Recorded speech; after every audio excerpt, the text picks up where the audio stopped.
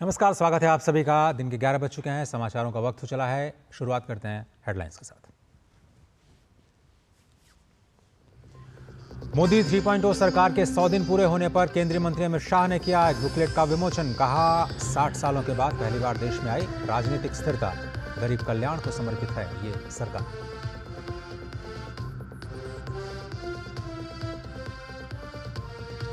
से थोड़ी देर में प्रधानमंत्री मोदी ओडिशा को देंगे 3,800 करोड़ रुपए के विकास कार्यों की सौगात। लॉन्च करेंगे राज्य सरकार की सुभद्रा योजना। प्रधानमंत्री आवास योजना शहरी के लाभार्थियों से भी करेंगे बातचीत। प्रधानमंत्री नरेंद्र मोदी का आज 74वां जन्मदिन, देश भर से मिल रहे हैं बधाई संदेश। बीजेपी ने 2 अक्टूबर तक देश भर में शुरू किया सेवा पखवाड़ा।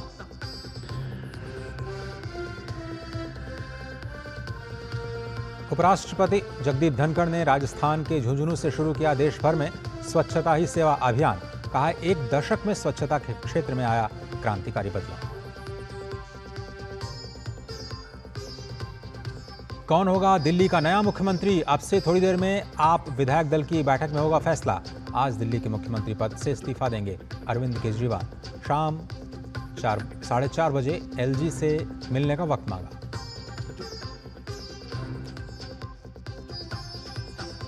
ममता सरकार ने मानी हड़ताली डॉक्टर्स की 4 में से 3 मांगे। पुलिस कमिश्नर आज छोड़ देंगे अपना पद, लेकिन काम पर लौटने से डॉक्टर्स का इनकार। कहा, आज सुप्रीम कोर्ट की सुनवाई के बाद लेंगे कोई फैसला। बीजेपी ममता के इस्तीफे की मांग पर अड़ी।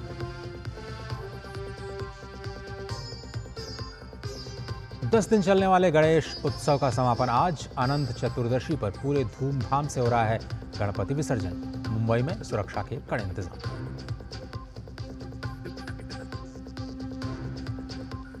और एशियन चैंपियंस ट्रॉफी हॉकी प्रतियोगिता में फाइनल मैच आज चीन से होगा भारत का मुकाबला। एक बार फिर से स्वागत है आप सभी का समाचारों में। मैं हूं अजय मिश्र और अब खबरों को विस्तार से देखते हैं। मोदी 3.0 सरकार के 100 दिन पूरा होने पर आज केंद्रीय मंत्री अमित शाह ने एक विशेष बुकलेट जारी किया है, जिसमें सरकार की पहले 100 दिनों की उपलब्धियों को दर्शाया गया है। इस मौके पर अमित शाह ने कई अहम बातें कही। उन्होंने कहा कि 60 सालों के बाद पहली बार देश में राजनीतिक स्थिरता का माहौल आया। क्या कुछ खास कहा, आइए जानते हैं। 60 साल के बाद पहली बार कोई एक नेता तीसरी बार अपनी घोषणा के साथ देश का प्रधानमंत्री बनकर देश का नेतृत्व कर रहा है। 60 साल के बाद पहली बार देश में राजनीतिक स्थिरता का माहौल आया है और नीतियों के सातत्य को भी हमने अनुभव किया है। और नीतियों की दिशा, नीतियों की गति और नीतियों को क्रियान्वयन करने की सटीकता, ये तीनों 10 साल तक बरकरार रखकर 11वें साल में प्रवेश करना, मैं मानता हूं, बहुत कठिन है। कि इस 10 साल में देश की बाहरी सुरक्षा, देश की आंतरिक सुरक्षा और देश की रक्षा प्रणाली, इसको मजबूत कर एक सुरक्षित भारत बनाने में नरेंद्र मोदी सरकार ने बहुत बड़ी सफलता मोदी जी के नेतृत्व में प्राप्त की है। शिक्षा के अंदर आमूलचूर परिवर्तन, हमारे चिर पुरातन शिक्षा शैक्षणिक मूल्यों को समाहित करते हुए, हमारी भाषाओं को गौरवान्वित करते हुए और आधुनिक से आधुनिक शिक्षा को समाहित करते हुए नई शिक्षा नीति लाने का काम नरेंद्र मोदी जी ने किया। हमारी डिजिटल इंडिया की योजना को दुनिया के कई देश समझना भी चाहते हैं, स्वीकारना भी चाहते हैं और उसको अपने विकास का आधार भी बनाना चाहते हैं। इकोनॉमी के 13 पैरामीटर्स में, चाहे बैंकिंग हो, चाहे मुद्रास्फीति हो, चाहे विकास दर हो, हर पैरामीटर में हमने डिसिप्लिन लाई है और प्रगति भी की है। अंतरिक्ष के क्षेत्र में आज सभी लोग भारत का अंतरिक्ष के क्षेत्र में भविष्य उज्जवल है, इसको एक्नोलेज करते 10 वर्ष में आजादी के बाद पहली बार दुनिया ने रीढ़ की हड्डी वाली विदेश नीति को देखने का मौका मिला है। और इस प्रेस कॉन्फ्रेंस के बाद जब गृहमंत्री से सवाल किए गए तो बड़ी बातें उन्होंने कही। उन्होंने कहा कि इसी कार्यकाल में, तो एक बार फिर से बता देते हैं, इसी कार्यकाल में सरकार वन नेशन वन इलेक्शन को लागू करेगी। ये एक बड़ी बात गृहमंत्री ने कही। जनसंख्या जो जनगणना है उस पर जो सवाल किया, उन्होंने कहा कि जल्दी ही सरकार इस पर विस्तृत खुलासा करेगी। जाति जनगणना पर भी उन्होंने सवाल किया गया तो उन्होंने स्पष्ट तौर पर उत्तर दिया कि जब भी जनगणना के बारे में कोई फैसला लिया जाएगा इसके बारे में विस्तार से जानकारी दी जाएगी। सवाल इस बात पर भी किए गए कि रेलवे के जो ट्रैक्स हैं उनकी सुरक्षा को लेकर के सरकार क्या कर रही है। गृहमंत्री ने स्पष्ट तौर पर जवाब दिया कि ये पहली बार ऐसा मामला रोशनी में आया है और इसके लिए अत्यंत गंभीरता के साथ सरकार नई योजना लेकर के आएगी। और बहुत इंपॉर्टेंट है, इस प्रेस कॉन्फ्रेंस के दौरान बड़ी बातें आज गृहमंत्री ने कही हैं। और स्पष्ट तौर पर उनसे जब सवाल किया गया कि मणिपुर को लेकर के 100 दिनों के भीतर क्या कुछ कदम उठाए गए, स्पष्ट तौर पर उन्होंने कहा कि राज्य की जो सीमा है उसके सीमांकन का जो कार्य है वो लगातार जारी है। और अब आपको हम सीधे लिए चलेंगे भारत मंडपम, जहां पर वाटर इंडिया वीक का आयोजन किया जा रहा है और राष्ट्रपति से संबोधित कर रही हैं। जुड़े देश विदेश के प्रतिभागियों को प्रभावी मंच प्रदान करने के लिए मैं जल शक्ति मंत्रालय की पूरी टीम को बहुत बहुत सराहना करती हूँ।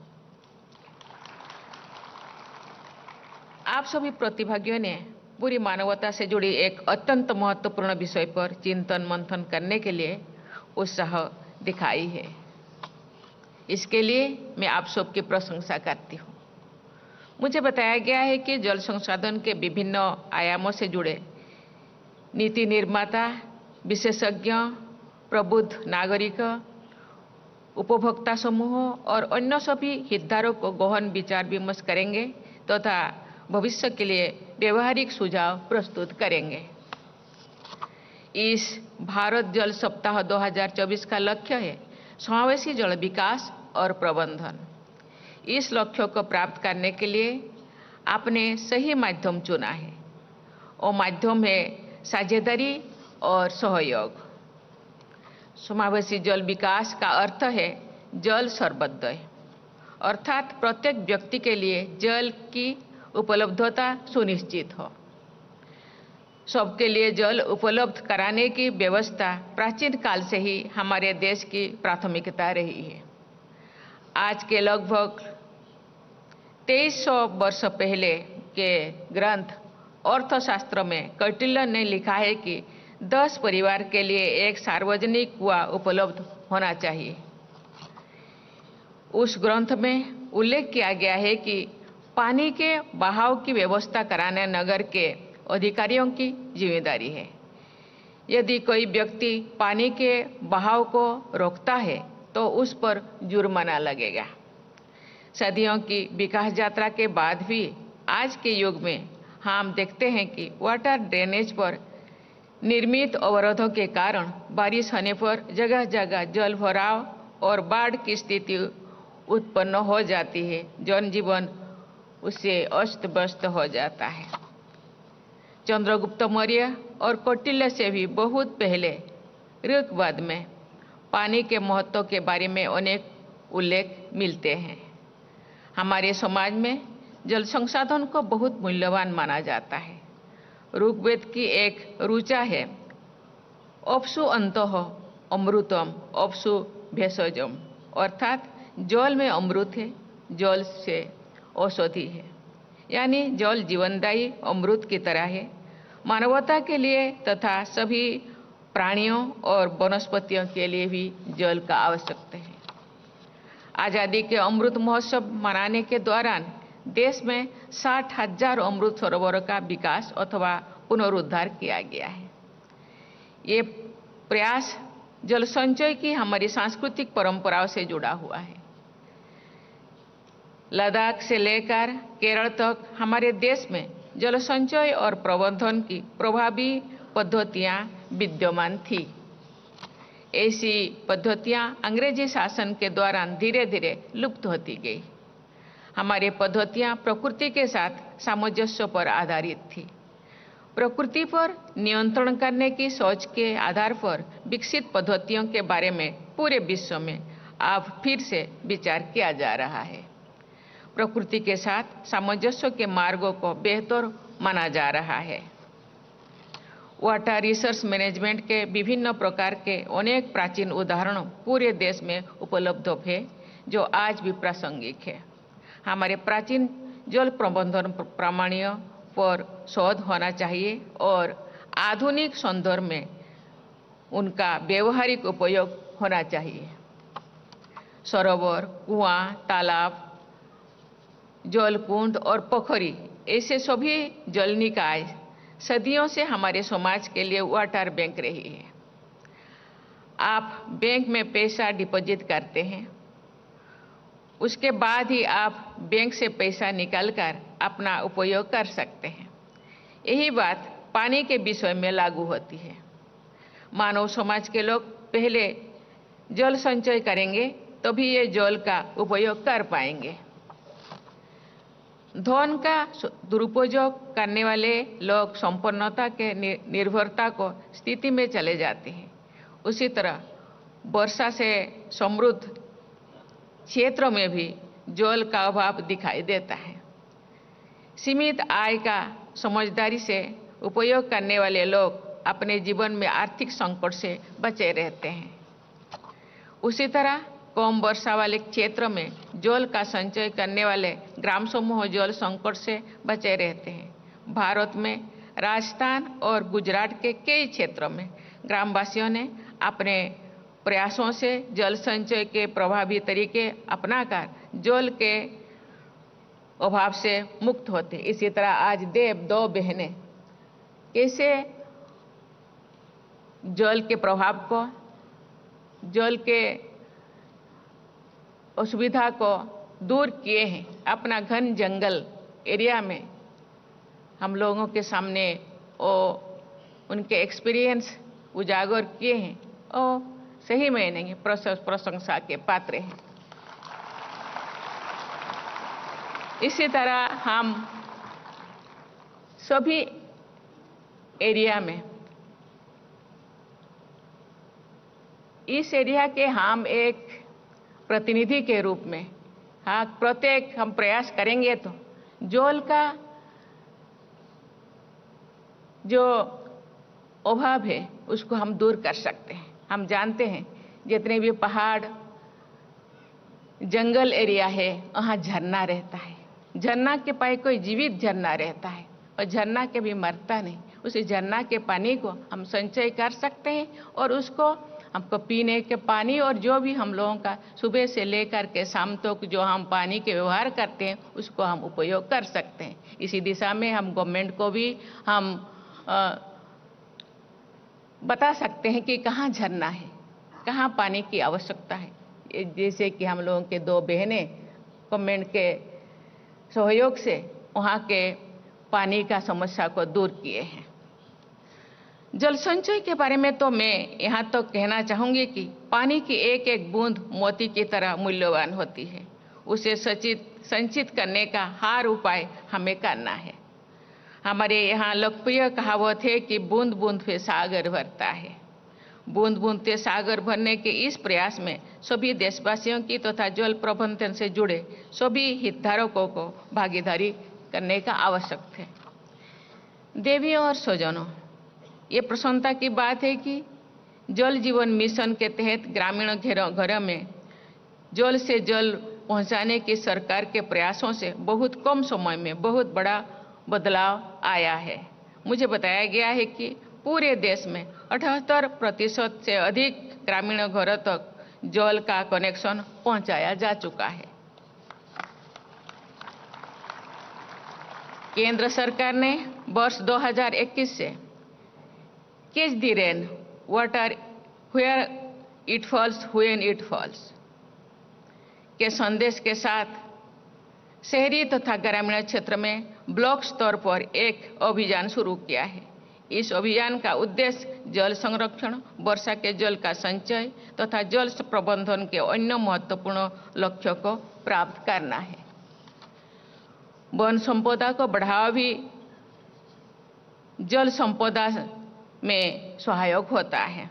व्यापक स्तर पर वृक्षारोपण के द्वारा भूजल का स्तर ऊपर उठाया जा सकता है।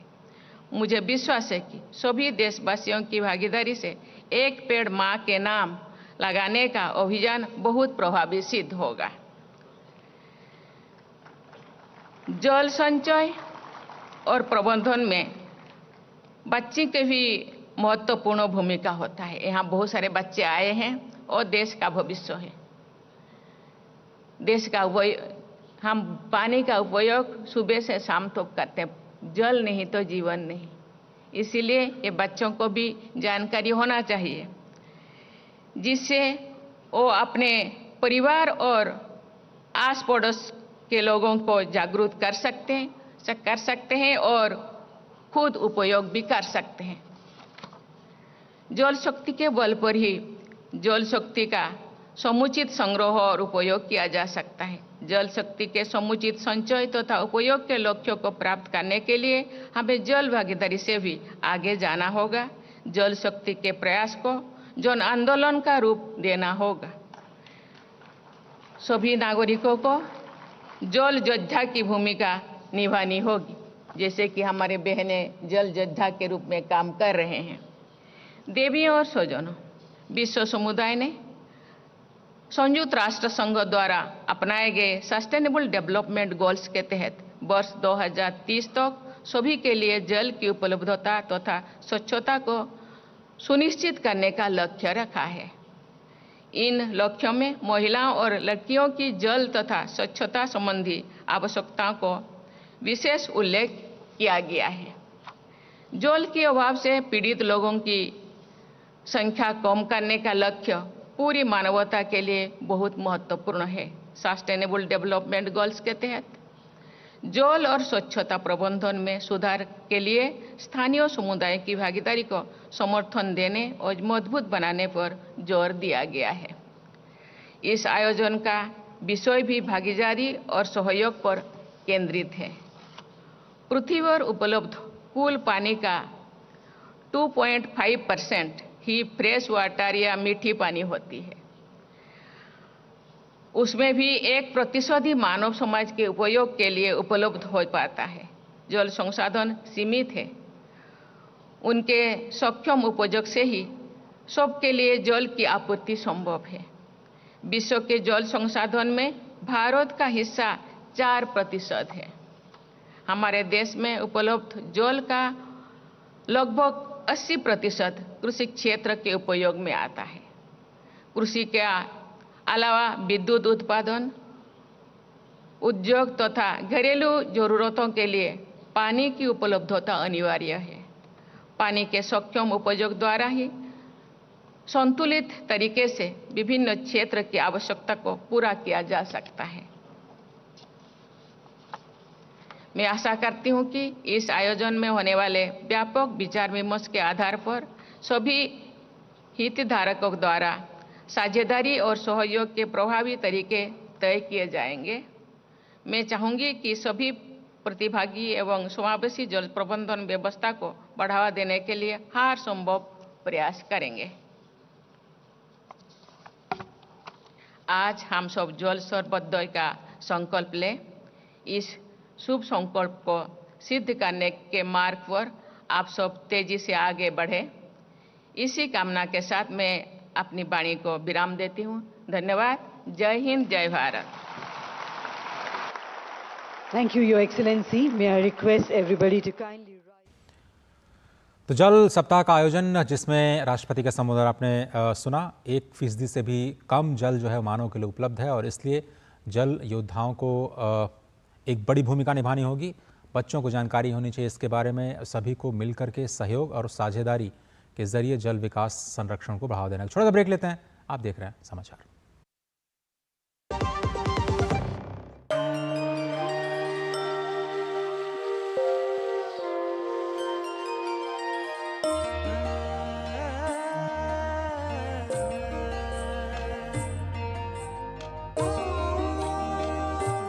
उम्मीदों का अगला पड़ाव है ये।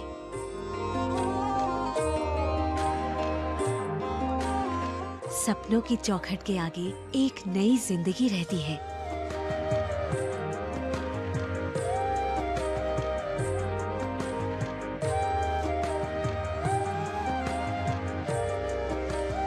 ये है नया भारत।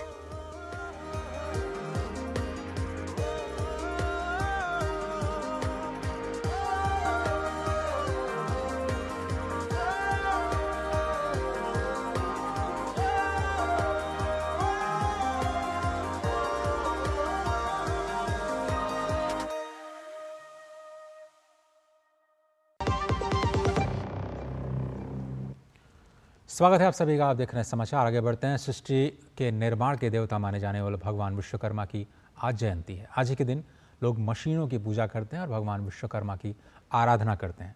भगवान विश्वकर्मा जयंती के मौके पर प्रधानमंत्री मोदी ने सभी देशवासियों को अपनी शुभकामनाएं दी हैं। सोशल मीडिया प्लेटफॉर्म एक्स पर पीएम ने एक वीडियो भी शेयर किया और कहा कि इस अवसर पर निर्माण और सृजन से जुड़े सभी हुनरमंद और परिश्रमी साथियों को विशेष नमन। भगवान विश्वकर्मा की जयंती है। ये दिन हमारे पारंपरिक कारीगरों और शिल्पकारों को समर्पित है। भगवान विश्वकर्मा को हमारे यहाँ विश्व की सृजन शक्ति का प्रतीक माना गया है। सृष्टि की जितनी भी बड़ी रचनाएं हैं, जो भी नए और बड़े काम हुए, हमारे शास्त्रों में उनका श्रेय भगवान विश्वकर्मा को ही दिया गया है। हमारे यहाँ शास्त्रों में कहा गया है, यो विश्वम जगतम करोत्से से स विश्वकर्मा, अर्थात जो समस्त संसार की रचना या उससे जुड़े निर्माण कार्य को करता है, उसे विश्वकर्मा कहते हैं। हजारों वर्षों से जो साथी भारत की समृद्धि के मूल में रहे हैं, वो हमारे विश्वकर्मा ही है। जैसे हमारे शरीर में रीढ़ की हड्डी की भूमिका होती है, वैसे ही समाज जीवन में इन विश्वकर्मा साथियों की बहुत महत्वपूर्ण भूमिका होती है। हमारे ये विश्वकर्मा साथी उस काम, उस हुनर से जुड़े हैं जिनके बिना रोजमर्रा की जिंदगी की कल्पना भी मुश्किल है। हमारे विश्वकर्मा साथी मेक इन इंडिया की शान है। मैं समस्त देशवासियों को विश्वकर्मा जयंती की अनेक अनेक शुभकामनाएं देता हूं।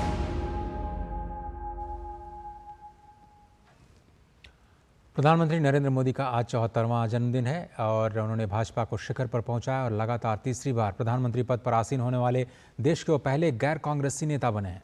उनके नेतृत्व में भाजपा ने पहली बार 303 सीट्स पर जीत दर्ज कर इतिहास भी रचा है। पिछले 11 सालों में उनकी छवि के चलते ही भाजपा ने अपने सहयोगियों के साथ मिलकर देश के 21 राज्यों में सत्ता हासिल की। बीजेपी हर साल पीएम मोदी के जन्मदिन के अवसर पर देश भर में सेवा पखवाड़ा मनाती है। इस मौके पर अगले 15 दिनों तक रक्तदान शिविर लगाए जाएंगे। सफाई अभियान, स्वास्थ्य जांच शिविर और वृक्षारोपण जैसे कार्यक्रम भी पूरे देश में आयोजित किए जाएंगे। और गुजरात के मुख्यमंत्री भूपेंद्र पटेल ने आज सुबह गांधीनगर में प्रधानमंत्री नरेंद्र मोदी के साथ मुलाकात की और उन्हें जन्मदिन की शुभकामनाएं दी। राजभवन में ये मुलाकात हुई। भूपेंद्र पटेल ने प्रधानमंत्री को गुलाब का फूल देकर के उन्हें शुभकामनाएं दी।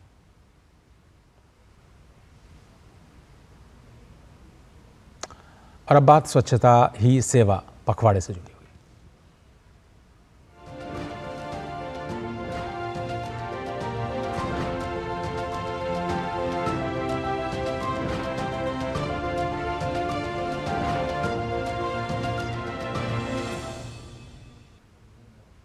उपराष्ट्रपति जगदीप धनखड़ आज राजस्थान के झुंझुनू में एक दिन के दौरे पर हैं।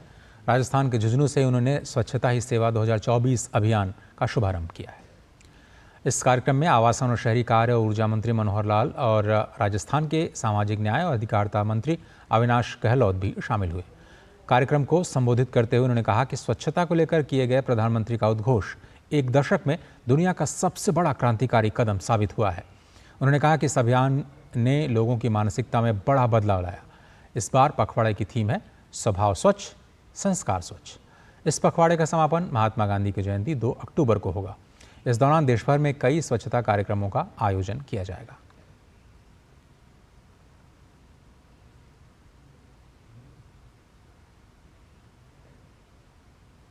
आज से पूरे देश में स्वच्छता ही सेवा अभियान की शुरुआत हो गई। इस बार की थीम है स्वभाव स्वच्छ संस्कार और छत्तीसगढ़ के मुख्यमंत्री विष्णुदेव साय मरीन ड्राइव में आयोजित स्वच्छता ही सेवा अभियान 2024 के कार्यक्रम में शामिल हुए। साथ ही उन्होंने विश्वकर्मा जयंती की शुभकामनाएं भी दी। इस अवसर पर उन्होंने कहा कि स्वच्छता ही सेवा पखवाड़े का आज शुभारंभ किया गया है और 15 दिन तक ये कार्यक्रम पूरे देश में चला जाएगा।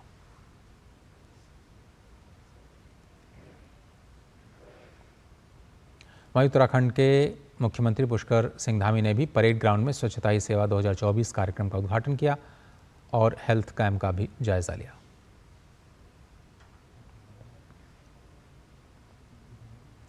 उत्तर प्रदेश के उप मुख्यमंत्री केशव प्रसाद मौर्य ने स्वच्छता अभियान में हिस्सा लिया। इस अवसर पर उन्होंने कहा कि हर भाजपा कार्यकर्ता और आम जनता स्वच्छता अभियान में हिस्सा ले रहा है। प्रधानमंत्री जी के जन्म के दिवस पर भारतीय जनता पार्टी का एक एक कार्यकर्ता और देश की बहुत बड़ी संख्या में जनता भी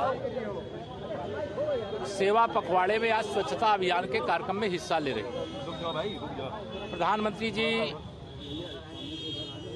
सदैव स्वस्थ रहें, लंबी आयु हो और वह देश के लिए जिस प्रकार से 2014 से लगातार नेतृत्व देते हुए प्रगति के एक नए मुकाम तक देश को लेकर के गए हैं, हर देशवासी उससे प्रभावित है।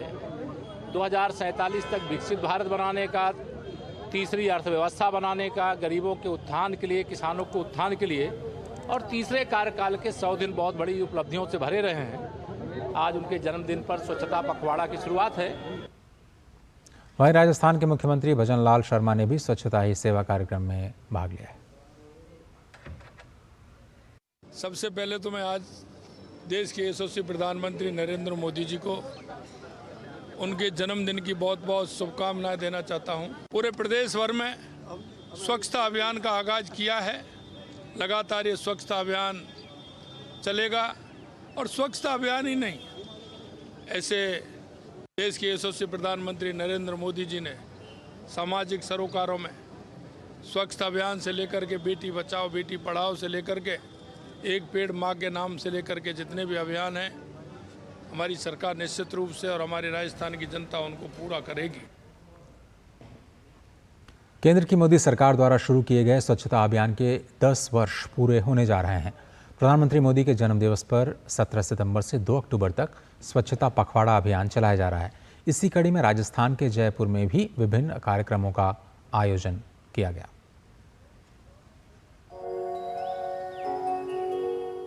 प्रधानमंत्री नरेंद्र मोदी द्वारा शुरू किए गए स्वच्छता अभियान ने जयपुर को भारत में एक अलग पहचान दी है। आज जयपुर के हर तबके में स्वच्छता को लेकर जागरूकता दिखाई देती है। साथ ही हर व्यक्ति खुद साफ सफाई को लेकर सजग हो चुका है। हिंदुस्तान में हर आदमी स्वच्छता को लेके जागरूक हो चुका है। कहीं भी आपको रोड पे कचरा पड़ा नहीं मिलेगा, फेंकता भी है तो बिल्कुल कहीं आपको डस्टबिन मिलेगा तब फेंकेगा। शौचालय का उपयोग करता है ना, बाहर पे वो गंदा नहीं करता। नरेंद्र मोदी जी ने जो भारत को एक अलग ही पहचान दी है स्वच्छता के मामले में।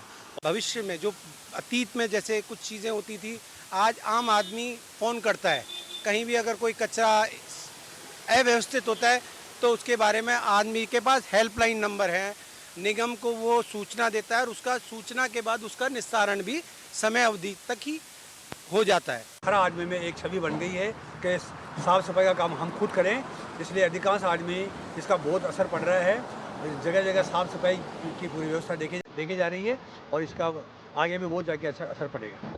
जयपुर के सफाई कर्मियों के जीवन में भी बड़े परिवर्तन देखने को मिल रहे हैं। सफाई कर्मियों के लिए पीएम मोदी के प्रयासों से समाज में बड़े बदलाव देखने को मिले हैं। आज हर घर में डोर टू डोर गाड़ियां जा रही हैं। पहले से ज्यादा सफाई रहने लगी है। सफाई कर्मियों के प्रति लोगों के नजरिए में भी बदलाव देखने को मिले हैं। प्रधानमंत्री नरेंद्र मोदी जी ने जो ये कदम उठाया है, एक बहुत सराहनीय कदम उठाया है। लोगों को एक स्वस्थ जीवन देना, हर घर में डोर टू डोर गाड़ी जा रही है, वहाँ घर घर से कचरा ले रहे हैं। एक सफाई कर्मचारी को बहुत ही मदद मिली है। सफाई कर्मचारी की प्रति इनकी दिल के अंदर इतनी अच्छी भावनाएं पैदा हुई है। हाँ, प्रधानमंत्री जी ने एक अच्छा जो माहौल बनाया है सफाई के प्रति। गाड़ी चलती है, घरों से कचरा आता है, गाड़ी में ही डाले, और जो गाड़ी से व्यवस्थित रूप से एक डिपो बन रखा है निगम के द्वारा, वहाँ इकट्ठा होता है कचरा, वहाँ से फिर आगे कचरा जाता है। अच्छी लोगों में आदत भी है, घरों से कचरा आता है, टाइम से आता है और बड़ी सफाई चल रही है। स्वच्छता अभियान के तहत जन भागीदारी और जागरूकता को बढ़ाना है, साथ ही सफाई के लिए लोगों को अधिक श्रमदान करने के लिए प्रेरित करना है। Bureau report, DD news. और दिल्ली से इस वक्त बड़ी खबर आ रही। दिल्ली में आप विधायक दल की बैठक हुई है, जिसमें मुख्यमंत्री के नए नाम का ऐलान अब से थोड़ी देर बाद हो सकता है। बताया जा रहा है कि आप विधेयक दल में आतिशी के नाम का समर्थन किया गया है। आतिशी हो सकती हैं दिल्ली की नई मुख्यमंत्री, और खुद अरविंद केजरीवाल ने उनके नाम का प्रस्ताव किया। विधायक दल के सदस्यों ने उसका समर्थन किया। दिल्ली में आप विधायक दल की बैठक इस वक्त चल रही है, और ये बड़ा फैसला जिसका ऐलान से थोड़ी देर बाद किया जा सकता है। आतिशी होंगी दिल्ली की नई मुख्यमंत्री। अब उनके नाम पर मुहर लग गई है। आप दिल्ली विधायक दल की नेता वो चुन ली गई हैं।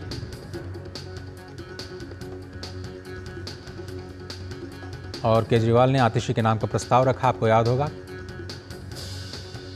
अरविंद केजरीवाल ने कहा था कि 2 दिनों में वो इस्तीफा देंगे, और आज विधायक दल की बैठक में इस पर फैसला लिया गया। अमरेंद्र गुप्ता हमारे साथ जुड़ रहे हैं ज़्यादा जानकारी के साथ। अमरेंद्र, क्या अब माना जाए कि दिल्ली को नया मुख्यमंत्री मिलने जा रहा है और आतिशी के रूप में नाम पर मुहर लग चुकी है?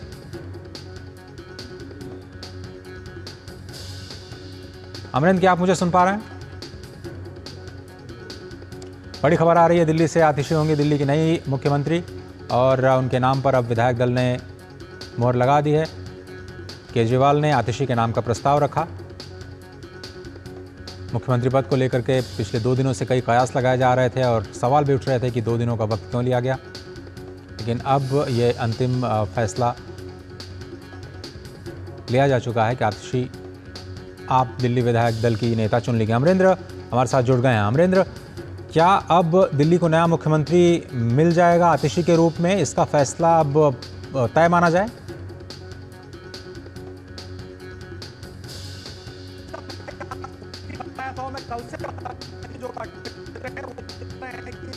अमरेंद्र, थोड़ा सा बाहर आइए, आप नेटवर्क एरिया में शायद नहीं है, उसकी वजह से आवाज़ थोड़ी कट रही है। हम तक आपकी आवाज़ बहुत स्पष्ट नहीं आ रही है, प्लीज़ थोड़ा सा बाहर आ जाएं। तो बड़ी खबर, आज केजरीवाल दिल्ली के मुख्यमंत्री पद से इस्तीफा देंगे, और आतिशी को दिल्ली की अब कमान संभालने का मौका मिलेगा। भले ही कुछ महीनों के लिए सही, लेकिन अब आतिशी का नाम भी दिल्ली के मुख्यमंत्रियों में शामिल हो जाएगा। केजरीवाल ने आतिशी के नाम का प्रस्ताव रखा। इससे पहले कयास लगाए जा रहे थे, कई सारे नाम सामने आ रहे थे। कुछ विकल्पों में अरविंद केजरीवाल की पत्नी सुनीता केजरीवाल का भी नाम सामने आया, लेकिन बाद में आम आदमी पार्टी ने इससे इनकार करते हुए कहा कि विधायक दल या फिर मंत्रिमंडल में से कोई मुख्यमंत्री चुना जा सकता है। और अब विधायक दल की बैठक हुई है। अमरेंद्र, क्या आप मुझे सुन पा रहे हैं? जी अजय जी, मैं सुन पा रहा हूँ। जी, तो अब सवाल वही आपसे कि क्या अब मान लिया जाए कि आतिशी पर अंतिम मुहर लग चुकी है विधायक दल की? बिल्कुल अजय जी, इसमें कोई दो राय नहीं है कि दिल्ली की अग्रणी मुख्यमंत्री के तौर पर महिला मुख्यमंत्री अरविंद केजरीवाल की बहुत ही खास मानी जाने वाली मंत्री आतिशी ही दिल्ली की नई मुख्यमंत्री होंगी। ये बिल्कुल तय हो गया है। जिस तरह से सुबह विधायक दल की बैठक हुई, उससे पहले भी जो सोर्सेज बता रहे थे आम आदमी पार्टी के, उसमें यह कहा जा रहा था कि अरविंद केजरीवाल किसी महिला मुख्यमंत्री के तौर पर प्रोजेक्ट करना चाह रहे हैं। ऐसे में 3 नाम उस वक्त आए थे। पहला नाम था आतिशी का, दूसरा नाम अरविंद केजरीवाल की पत्नी सुनीता केजरीवाल का, और तीसरा नाम दलित चेहरे के रूप में राखी बिरलान का सामने आया था। लेकिन एक गंभीर चर्चा और एक लंबी चर्चा के बाद इस पे मुहर लगाई गई। दिलीप पांडे जो चीफ व्हिप हैं और विधायक हैं, उन्होंने आतिशी के नाम का प्रस्ताव रखा, और सभी विधायकों ने स्वीकार कर लिया। और उसके बाद उस नाम को स्वीकार करने के बाद थोड़ी देर में अरविंद केजरीवाल के जो आवाज है वहां पर मीडिया की बड़ा जमावड़ा है, वहां पर कोई विधायक या कोई नेता आके उस नाम का भी ऐलान कर देगा। लेकिन अतिशय दिल्ली की अगली मुख्यमंत्री है, ये बिल्कुल तय है, इसमें कोई भी अतिशयोक्ति नहीं है, क्योंकि जिस तरह से लगातार ये कहा जा रहा था कि आतिशी का नाम सबसे प्रबल उम्मीदवारों के रूप में है और आज भी वही हुआ। अब कल की अगर बात करें, देखिए कल लगातार एक अरविंद केजरीवाल के आवास पर कई मिनटों का दौर चला। कल सुबह 11 बजे अरविंद केजरीवाल के आवास पर डिप्टी सीएम मनीष सिसोदिया और राज्यसभा के सांसद राघव चड्ढा आते हैं और लगभग 1.5 घंटे उनकी मीटिंग उनकी अच्छी तरह की खबरें आई थी कि कोई न कोई महिला। तो अमरेंद्र, लेकिन अमरेंद्र ऐसा अब तय हो गया है, आप कह रहे हैं कि सुषमा स्वराज और शीला दीक्षित के बाद अब तीसरी महिला मुख्यमंत्री के रूप में आतिशी का नाम फाइनल हो गया है, लेकिन उनकी राह आसान नहीं होने जा रही है। बहुत कम वक्त बचा है चुनाव में और चुनौतियां अभी बहुत हैं, बहुत सारे सवालों का शायद जवाब देना पड़ेगा खुद केजरीवाल को और उनकी पार्टी को। बिल्कुल अजय जी, आपने बिल्कुल सही कहा कि चुनौतियां बहुत हैं और अभी इनके मुश्किल राह के कांटे खत्म नहीं हो, क्योंकि जिस तरह का ट्रंप का कार्ड अरविंद केजरीवाल ने खेला, उनको ये पता था कि जिस तरह की बेल उनको मिली है सुप्रीम कोर्ट से, वो बाकायदा शर्तों के साथ मिली है। ऐसे में वो न तो मुख्यमंत्री के तौर पर काम कर सकते हैं, ना ही कोई फाइल को साइन कर सकते हैं, ना सिग्नेचर कर सकते हैं। और चूंकि चुनावी माहौल है, आपको पता है कि दिल्ली में फरवरी में चुनाव है, ऐसे में अरविंद केजरीवाल सरकार की कई लाभकारी योजनाएं लिस्टेड थी। उसमें से सबसे पहले मैं आपको बता दूं कि उनकी एक योजना जो दिल्ली की महिलाओं को 1000 रुपए भत्ता देने की एक योजना थी, चुनावी इसे घोषणा कह सकते थे, वो पेंडिंग थी। और सूत्रों के मुताबिक कि जब तक दूसरा मुख्यमंत्री नहीं आएगा, वो ऑर्डर पे साइन नहीं होंगे, वो योजना इसमें काम नहीं करेगी। तो ऐसे में बिल्कुल तय था कि दिल्ली का मुख्यमंत्री बदला जाएगा। और एक और आपको जो अपडेट बता दूं कि विधानसभा का विशेष सत्र भी बुला लिया गया है। 26 और 27 सितंबर को आम आदमी पार्टी ने जो विधानसभा का विशेष सत्र बुलाया है, उसमें भी इसकी घोषणा हो जाएगी। एलजी से मिलने का वक्त मिल गया है क्या? लोक लुभावन बातें हैं।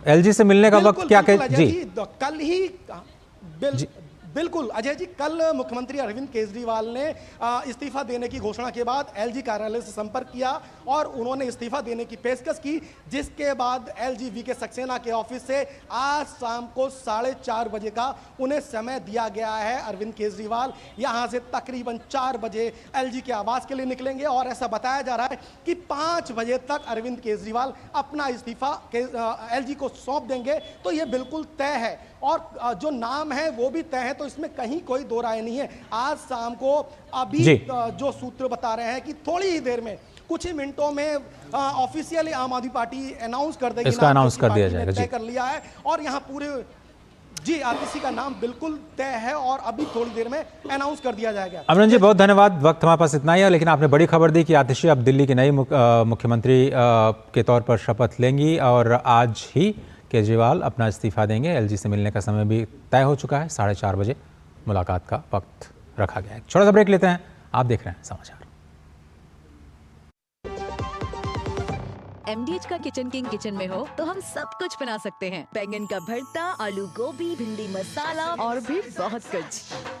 MDH। बेटियां घर की रौनक हैं। बेटियां घर संवारती हैं। बेटियां पीढ़ियां सजाती हैं। बेटियां घर की बुनियाद कहलाती हैं। बेटियों को सलाम करता है मोंगिया स्टील, स्टील का बादशाह। जैसा कि आपको पता है कि प्रधानमंत्री आज उड़ीसा के दौरे पर हैं और भुवनेश्वर वो पहुंच चुके हैं। प्रधानमंत्री आवास योजना शहरी के लाभार्थियों से उन्होंने बात की है, वो तस्वीरें अब हमारे पास आ चुकी हैं। आपको बताएं कि आज ही गुजरात के गांधीनगर से वो भुवनेश्वर पहुंचे हैं विशेष विमान से।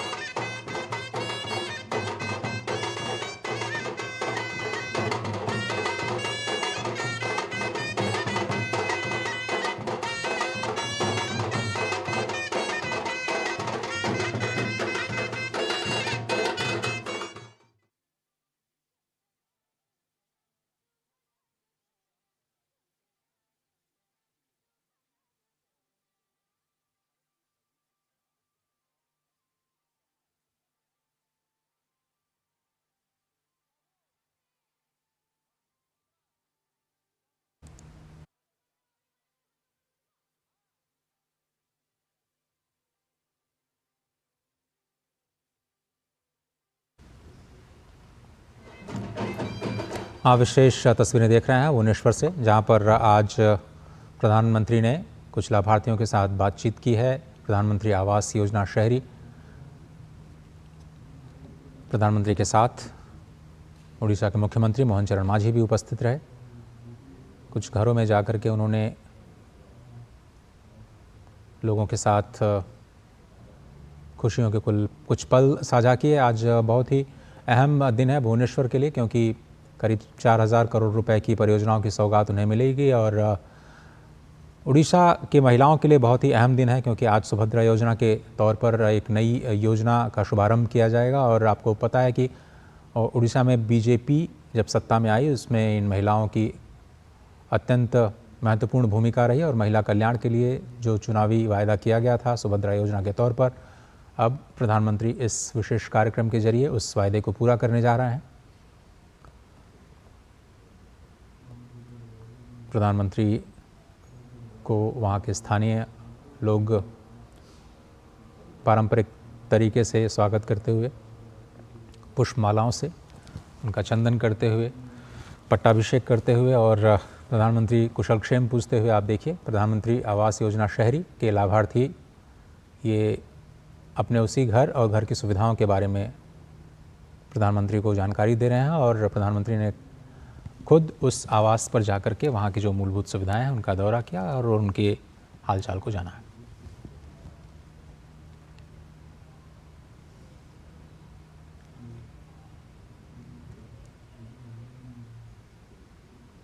प्रधानमंत्री का यही हल्का फुल्का अंदाज बहुत ही सहज बना देता है, लोगों के साथ सहज तरीके से उनके घर में बैठ कर के मिष्ठान ग्रहण करना हो, चाहे उनके पूजा घर में स्वयं जा कर के अपनी हाजिरी लगानी हो। इस तरह के जो पल होते हैं वो आम सामान्य जन को प्रधानमंत्री के साथ कनेक्ट करते हैं और यही कनेक्ट उन्हें अत्यंत लोकप्रिय बनाता है। आपको बताएं कि सीधे भुवनेश्वर पहुंचने के बाद वो इस पहले जिसे स्लम एरिया कहा जाता था, हालांकि अब वहाँ पर प्रधानमंत्री आवास योजना शहरी के तहत नए मकान बनाए गए हैं, लाभार्थियों को वो दिए जा चुके हैं और मूलभूत सुविधाओं की भी व्यवस्था है। इस आवास योजना के तहत बिजली का कनेक्शन, पानी का कनेक्शन, साथ में उज्ज्वला के तहत रसोई गैस की उपलब्धता, ये सारी मूलभूत सुविधाओं के साथ इन आवासों का निर्माण किया जाता है। और आज एक बहुत बड़ा दिन है जब प्रधानमंत्री आवास योजना शहरी के द्वितीय चरण की भी शुरुआत की जाएगी और लाखों लोगों को आज उनके अपने आवास की चाबियां सौंपी जाएंगी। उड़ीसा के मुख्यमंत्री मोहन चरण मांझी भी आज प्रधानमंत्री के साथ इन हल्के फुल्के पलों में साथ देते हुए नजर आए।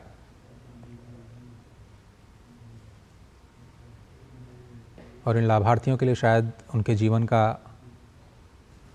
सबसे सुनहरा क्षणों में से एक ये होगा जब वो स्वयं प्रधानमंत्री के साथ अपने अनुभवों को साझा कर रहे हैं। और अब से थोड़ी देर बाद प्रधानमंत्री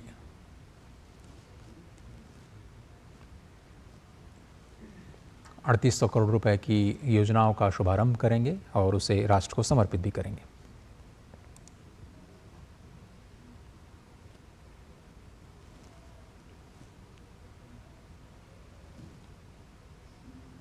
प्रदेश को प्रतीक्षा है उस सुभद्रा योजना की। सुभद्रा, जैसा कि आप जानते हैं, भगवान जगन्नाथ और भगवान बलभद्र की बहन के रूप में श्री मंदिर में विराजमान है और मां सुभद्रा के नाम पर ही इस योजना का शुभारंभ किया गया है भाजपा के द्वारा, जिसमें जो पात्र महिलाएं हैं उनको 5 सालों में 50,000 रुपये दिए जाने की व्यवस्था की जाएगी। 1 साल में 10,000 रुपये, 2 किश्तों में 5-5 हज़ार रुपये की किश्त उनको सीधे तौर पर उनके खाते में डीबीटी के जरिए पहुंचाए जाने की ये योजना है। इसके लिए उड़ीसा सरकार ने पहले से ही 10,000 करोड़ रुपए के बजट का प्रावधान किया है और आंगनवाड़ी और जन सेवा केंद्रों के बाहर जो पात्र महिलाएं हैं उनकी सूची बनाने का काम चल रहा है। आधार और मोबाइल के लिंकिंग का जो कार्य है वो किया जा रहा है।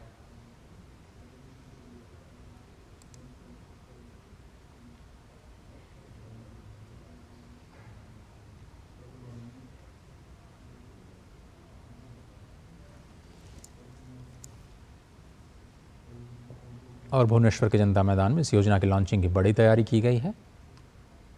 करीब 60 लाख लोगों ने पंजीकरण कराया है इस योजना के लिए, स्थानीय जो अधिकारी हैं उनके मुताबिक।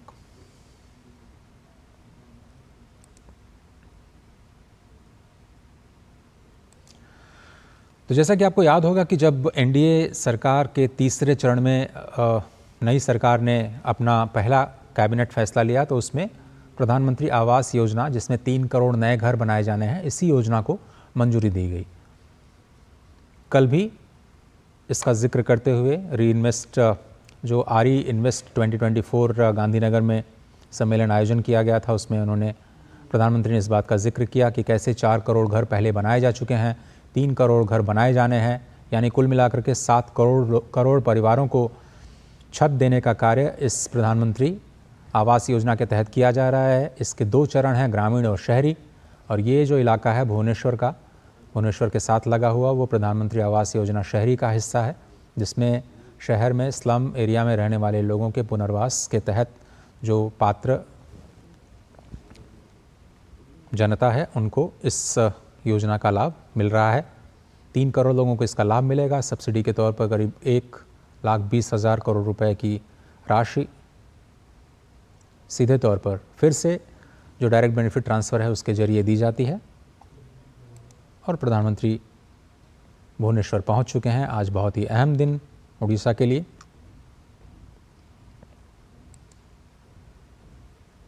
पक्के मकान का वायदा, घर के सुरक्षा और सभी बुनियादी सुविधाओं के साथ। निशांत राय हमारे साथ हैं और ज़्यादा जानकारी के लिए। और निशांत, आज भी जो 100 दिनों का प्रेस कॉन्फ्रेंस हुआ जिसमें गृहमंत्री अमित शाह ने जब 100 दिनों का लेखा जोखा पेश किया जनता के सामने, उन्होंने स्पष्ट तौर पर यह कहा कि इस सरकार के कार्यकाल पूरा होने तक सभी को अपना घर मिल जाएगा। इस देश में ऐसा कोई नहीं रहेगा जिसके पास अपना खुद का घर ना हो। ऐसे में आज उड़ीसा के लिए बड़ा दिन, जब कई सारी घोषणाओं का इंतजार है वहाँ के स्थानीय निवासियों को। देखिए, बिल्कुल उड़ीसा के लिए आज बड़ा दिन है और बीजेपी ने जो अपने संकल्प पत्र में वादे किए थे उड़ीसा विधानसभा चुनाव से पहले, उनको एक एक करके पार्टी क्रमबद्ध तरीके से पूरा कर रही है। सबसे पहले मैं सुभद्रा योजना की बात करना चाहूंगा कि आज प्रधानमंत्री नरेंद्र मोदी सुभद्रा योजना की पहली किस्त जारी कर देंगे जनता मैदान से। और ये कहना गलत नहीं होगा कि लगभग 1 करोड़ महिलाओं के चेहरे पर जो खुशी के भाव हैं वो नजर आने लगेंगे। इसके अलावा प्रधानमंत्री आवास योजना शहरी को लेकर भी प्रधानमंत्री नरेंद्र मोदी आज एक बड़ा ऐलान करेंगे। उसकी भी 2.0 की पहली किस्त जारी कर देंगे, जिससे कि लाखों लोगों को फायदा होगा। ये कहा जा सकता है कि जो बीजेपी ने वादे किए थे, चाहे लोकसभा के संकल्प पत्र में चाहे विधानसभा के संकल्प पत्र में, उनको एक एक करके पूरा कर रही है। और सबसे बड़ी बात है कि आज प्रधानमंत्री नरेंद्र मोदी का जन्मदिन है। अपने जन्मदिन के अवसर पर वो भुवनेश्वर आए हैं और यहाँ पर सबसे पहले प्रधानमंत्री नरेंद्र मोदी उसी आवास में गए थे जो प्रधानमंत्री आवास योजना के तहत एक व्यक्ति को मिला। वहाँ उसके पूरे परिवार से मुलाकात की, उनसे बातचीत की, पूजा की और पूजा करने के बाद प्रधानमंत्री नरेंद्र मोदी ने मिष्ठान ग्रहण किया और उसके बाद प्रधानमंत्री आवास योजना शहरी के लाभार्थियों के साथ उनकी बातचीत हुई। और आप तस्वीरों में देखेंगे किस तरीके से प्रधानमंत्री एक छोटी बच्ची से लेकर तमाम लोगों से खुद को कनेक्ट कर रहे हैं। और एक कहना गलत नहीं होगा कि प्रधानमंत्री की लोकप्रियता के पीछे ये एक बड़ा कारण है कि प्रधानमंत्री आम लोगों में आम जैसा व्यवहार करते हैं और जिस तरीके के उन्होंने वादे किए हैं उन वादों को एक एक करके पूरा कर रहे हैं। निशांत, ये प्रधानमंत्री का पहला दौरा है राज्य में बीजेपी की सत्ता आने के बाद, और कई वर्षों के शासनकाल के बाद बीजेपी को मौका मिला, उसमें महिलाओं की बड़ी भूमिका रही। ऐसे में उड़ीसा वासियों के मन में प्रधानमंत्री को लेकर के, बीजेपी को लेकर के इस वक्त क्या कुछ आपको देखने सुनने को मिल रहा है?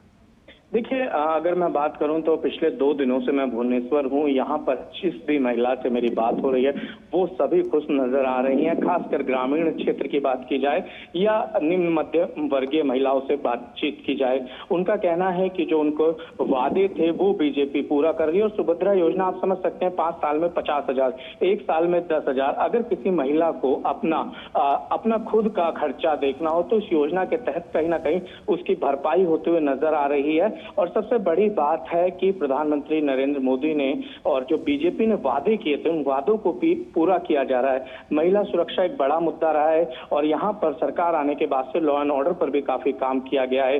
कहीं ना कहीं इन सब तमाम चीजों का असर देखने को मिल रहा है। और आज सबसे बड़ी बात है कि प्रधानमंत्री नरेंद्र मोदी, हम याद करेंगे पुराने दिनों को, तो अपने जन्मदिन के दिन अपने माता जी से आशीर्वाद लेने जाते थे और वो तस्वीरें कहीं ना कहीं दिखलाती थी कि एक पुत्र और एक माँ के प्रेम झलकता था।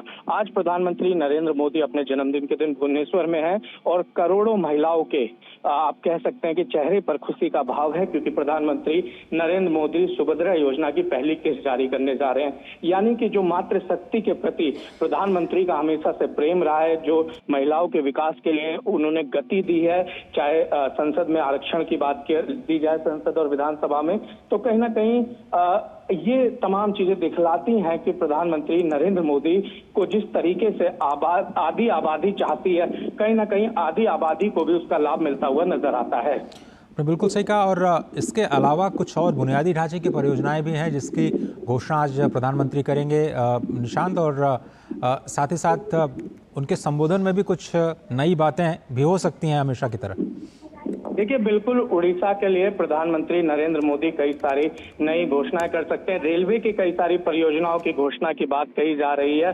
इसके अलावा भी उड़ीसा के विकास के लिए कुछ नई घोषणा सुनने को मिल सकती है। और प्रधानमंत्री नरेंद्र मोदी, हमें याद करना होगा, जब तीसरी बार लोकसभा में बीजेपी और एनडीए सरकार बनाने जा रही थी तो उन्होंने अपने भाषण की शुरुआत ही जय जगन्नाथ शब्द के साथ करी थी। तो इसका सीधा मतलब यही था कि अब उड़ीसा भी बीजेपी और प्रधानमंत्री दोनों के लिए बेहद महत्वपूर्ण हो चला है और उसका परिणाम आज हम उड़ीसा में विकास को देखते हुए देख रहे हैं। और निशांत, जिस तरह से प्रधानमंत्री ने बार बार ये कहा कि तीसरे टर्म में उनके जो फैसलों की रफ्तार है वो 3 गुनी हो जाएगी और वो तीसरी सबसे बड़ी आर्थिक महाशक्ति बनाने की दिशा में कई सारे अहम कदम लेंगे।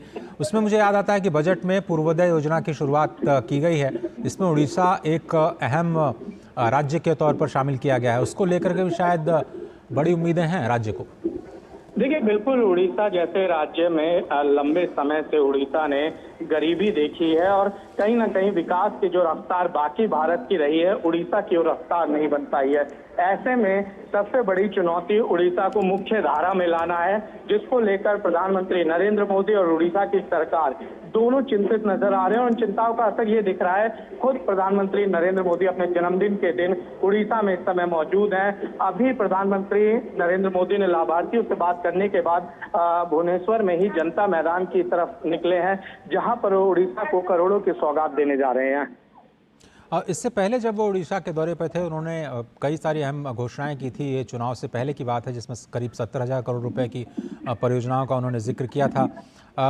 ऐसे में क्या भुवनेश्वर सहित, जैसा कि आपको पता है कि जो भुवनेश्वर है वो देश का पहला स्मार्ट सिटी भी है, जमीन पर कुछ आपको बदलाव नजर आ रहा है विकास के जो पूरी अवधारणा है उसको लेकर के?